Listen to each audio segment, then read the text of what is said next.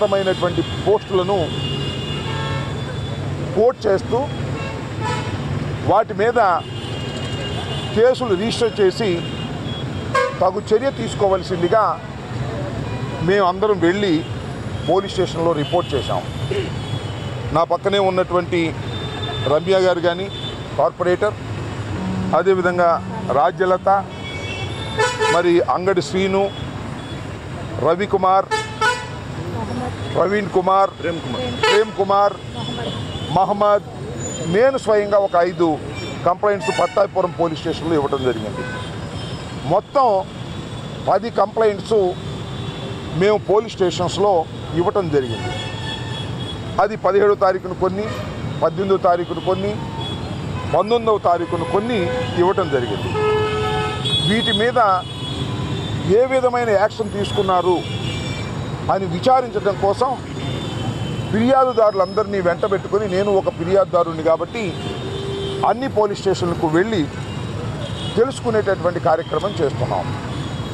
ఇప్పటికీ 3 పోలీస్ స్టేషన్లకు వెళ్ళి ఆ కార్యక్రమాన్ని అడిగి తెలుసుకునే ప్రయత్నం చేస్తే 3 పోలీస్ స్టేషన్లోనూ ఉన్నటువంటి సమాచారం, ఒక చోట ఎస్ఐ గారు ఉన్నారు, ఒక చోట కానిస్టేబుల్ ఉన్నారు, వాళ్ళకు ఫోన్లు చేసి మాట్లాడితే మేము సమాచారం తరువాత ఇస్తాము అన్నారు తప్ప ఇంతవరకు కేసు రిజిస్టర్ చేసినట్టుగా మాకైతే సమాచారం అందలేదు.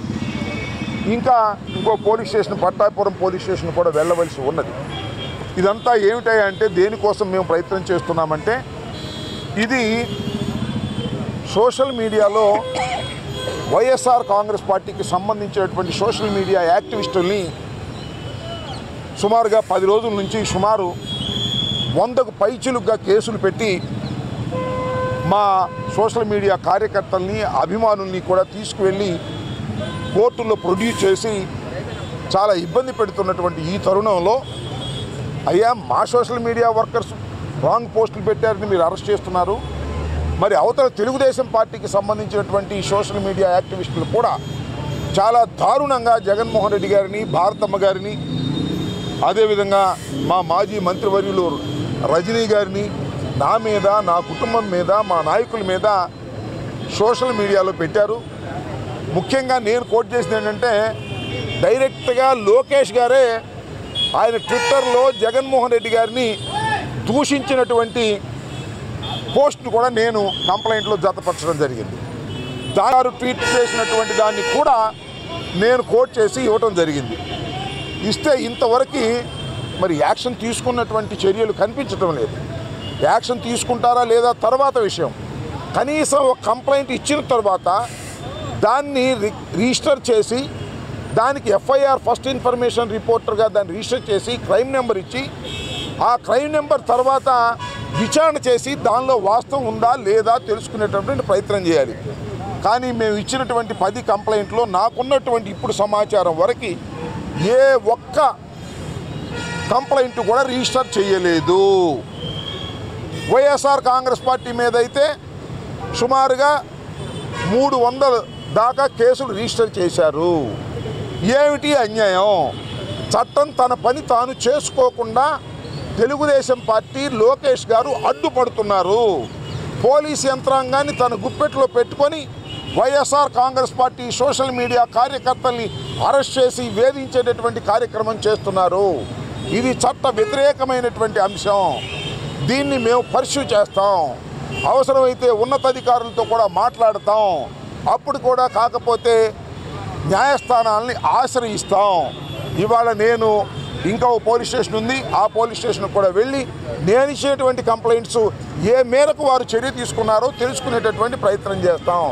ఇప్పుడున్న వాతావరణం ప్రకారం 3 స్టేషన్లో మేము తెలుసుకున్న సమాచారం ప్రకారం ఏ కేసుని కూడా ఫస్ట్ ఇన్ఫర్మేషన్ రిపోర్ట్గా తీసుకొని కేసు రిజిస్టర్ చేయలేదు. ఇది చట్ట వ్యతిరేకమైనటువంటి పని పోలీసు వారు చేస్తున్నారు. నేను ఒకటే మనవి చేస్తున్నా, ఒకటే సూటిగా ప్రశ్నిస్తున్నా ఈ ప్రభుత్వాన్ని, పోలీసు యంత్రాంగాన్ని అడుగుతా ఉన్నా, డీజీపీ గారిని అడుగుతా ఉన్నా, అయ్యా మీరు వైఎస్ఆర్ కాంగ్రెస్ పార్టీ సోషల్ మీడియా యాక్టివిస్టులందరినీ కూడా అరెస్ట్ చేస్తున్నారు, రాంగ్ పోస్టులు పెడుతున్నారని మరి మేము ఇచ్చిన కంప్లైంట్ల మీద మీరు అరెస్ట్ చేయకపోతే చేయకపోయారు, కనీసం కేసులు కూడా రిజిస్టర్ చేయటం లేదు.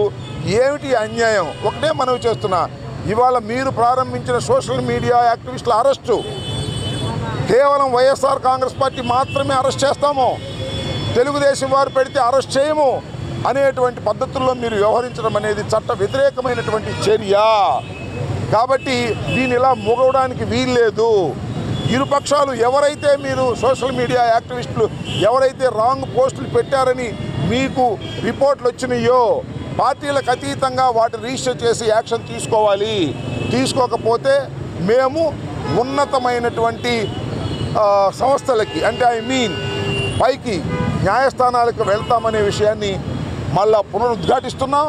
ఇంకా ఉన్నత పోలీస్ ఆఫీసర్లను కూడా రేపు ఎల్లుండిలో అపాయింట్మెంట్ తీసుకొని గుంటూరులో ఇచ్చినటువంటి 10 కంప్లైంట్స్ మీద మీరు చట్టపరమైనటువంటి చర్యలు తీసుకోలేదు, తీసుకునే విధంగా స్టేషన్ హౌస్ ఆఫీసర్ని మీరు ఆదేశించండి అనేటువంటి కార్యక్రమం కూడా చేయబోతున్నామని ఈ సందర్భంగా తెలియపరుస్తున్నాను. థర్డ్ పార్టీ ఇస్తేనే వైసీపీ వాళ్ళ మీద కేసులు పెట్టినారు, బాధితులు మీరు కంప్లైంట్ కట్టనటువంటి పరిస్థితి ఉన్నది.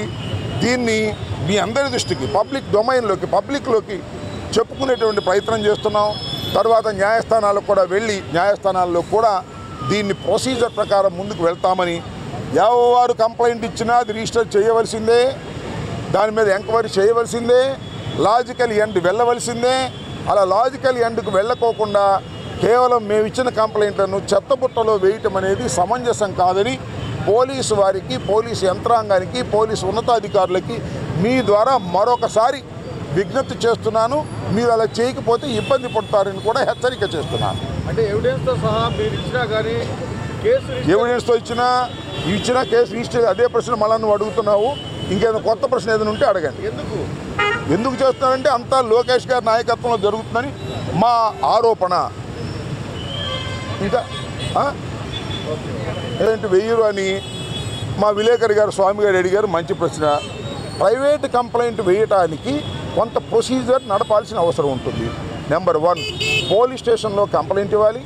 కంప్లైంట్ ఇచ్చిన తర్వాత రీజనబుల్ టైం మేము వెయిట్ చేయాలి.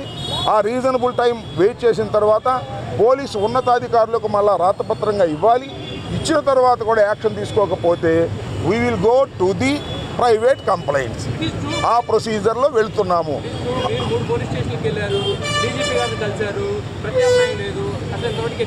నో ఈ కేసుల మీద పోలీస్ స్టేషన్కి వెళ్ళాం కానీ డీజీపీ గారిని ఈ కేసుల మీద కలవలేదు. ఈ పర్టికులర్గా 10 రిపోర్ట్లను 10 కంప్లైంట్లను మేము 5 స్టేషన్లో ఇచ్చాము. ఆ 10 కంప్లైంట్లు 5 స్టేషన్ ఇచ్చిన దాన్ని పర్సూ చేస్తున్నాము. 17, 18, 19 తారీఖులో ఇచ్చినటువంటి వాటిని పరిశీలించిన తర్వాత ఆ ప్రొసీజర్లోకి వెళ్ళడం కోసమే ఇవాళ పోలీస్ స్టేషన్ ఎంక్వైరీ చేస్తున్నాము. ఉన్నతాధికారులకి కంప్లైంట్ చేస్తాము. ఆ తర్వాత కూడా సరైన టైంలో వాళ్ళు యాక్షన్ తీసుకోకపోతే కేసు ఖచ్చితంగా హైకోర్టులోను, సుప్రీంకోర్టులోను, వివిధ కోర్టుల్లోనూ